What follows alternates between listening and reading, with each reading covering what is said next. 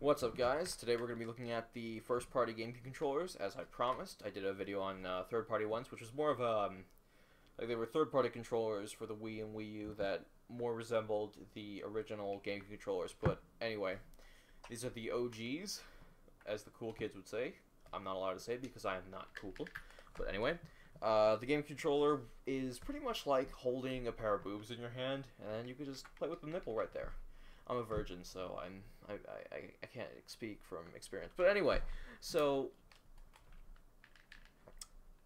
the original game controller is still a good controller, a little outdated. I'm not going to get too much into it because we're just going to be doing some comparisons here.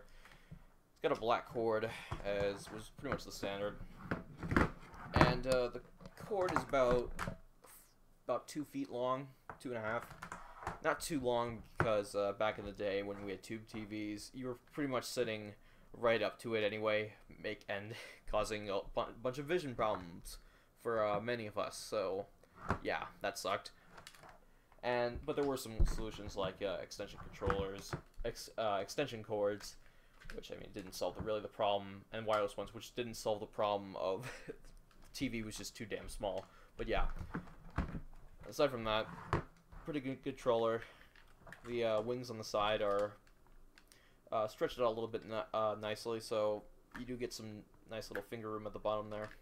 Overall, not too much to say that hasn't been said already. Generally good feeling. D-pad's crap. Camera stick is C-stick. Not a lot of people like these.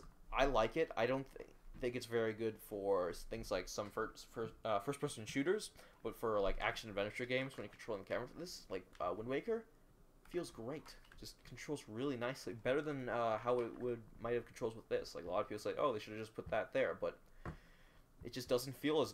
I doubt it would feel as good. In fact, I actually tested it when I had the emulator configured opposite. It just didn't feel right. So yeah, maybe it's just I've been using it for too long, but whatever. That's my opinion, so you could just deal with that. Anyway, the second controller we're going to be looking at is the wireless one. This is the Wavebird. This is pretty much this is the only wireless controller Nintendo ever made, first-party wise. There were a bunch of third-party wireless controllers, but they all sucked, from my recollection. This one, yeah, it's pretty big. It's just a little bit thicker.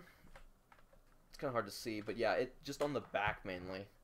It's a lot thicker, and like there's even like a bottom area. But other than that, I still think it's pretty comfortable. I have small hands, so that kind of helps. ABXY as usual.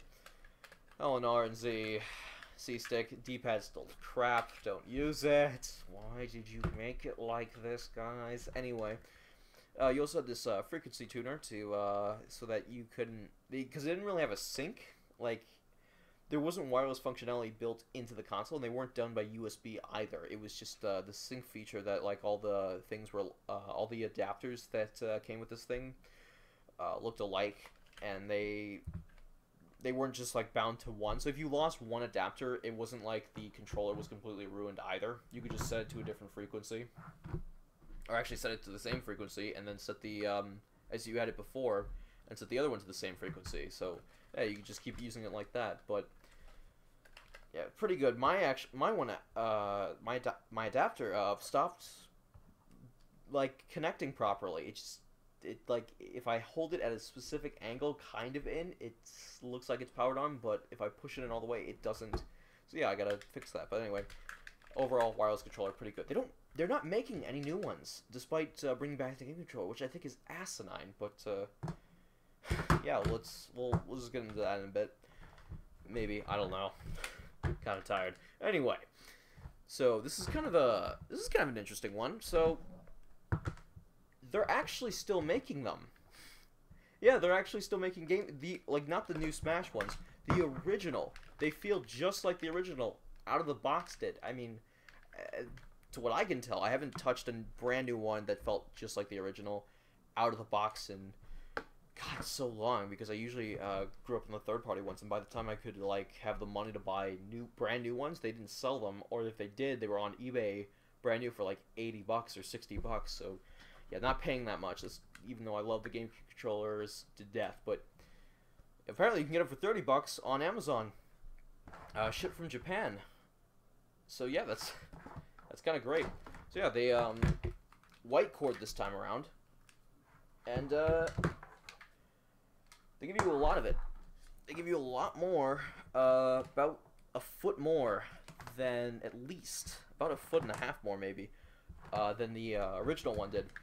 It actually feels really smooth on the side too. It just generally feels pretty good. There's because it's new, there's like a little bit of resistance on the analog sticks, and it just, and the triggers just feel great. It's like really nostalgic just picking one of these up. If you're a fan of the GameCube, I just highly recommend just picking this up if you're like getting back into it and some of your controllers are broken, just to like get that feeling again. But yeah, really good controller. Then we get to this one. This is a little bit mixed for me. First off, in the year 2015, I would expect most wireless controllers to have a more tangle-resistant cable. It's not, okay, I mean, I can understand maybe it's because some are, it's because it's thick, but I just don't believe that. I mean, because you can take, here's this is for my Sony Wireless Gold headset, which I actually might be reviewing.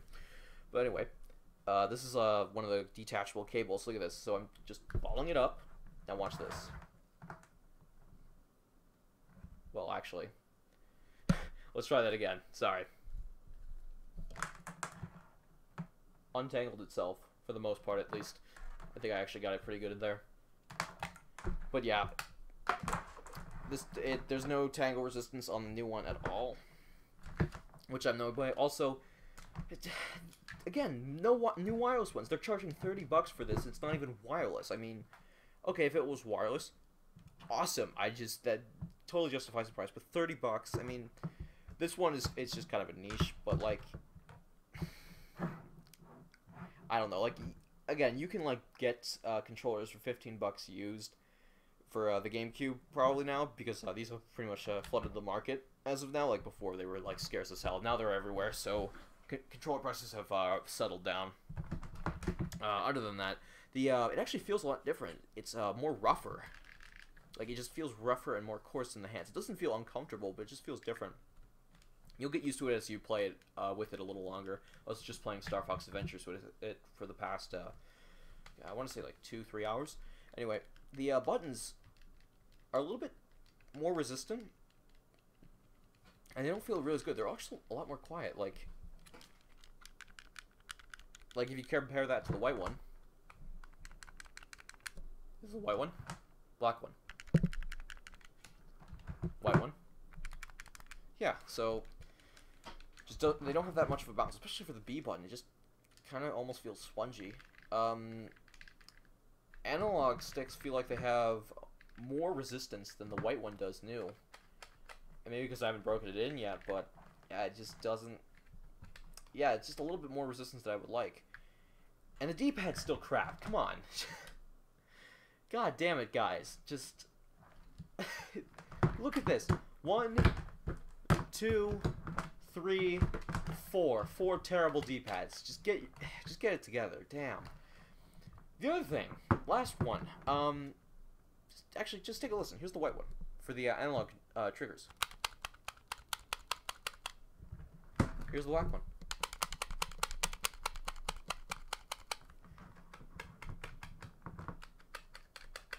Yeah, the black one is a little bit louder, so I don't. Obviously, they're using different parts, so you could make that argument. But then here's my other argument. It feels exactly like this one would for these. I mean, I do not understand how they cut corners with this. Unless there's a bajillion of these that were never sold, and they just had a giant surplus of new controllers, and they've just been slowly selling all these new ones. But I doubt that.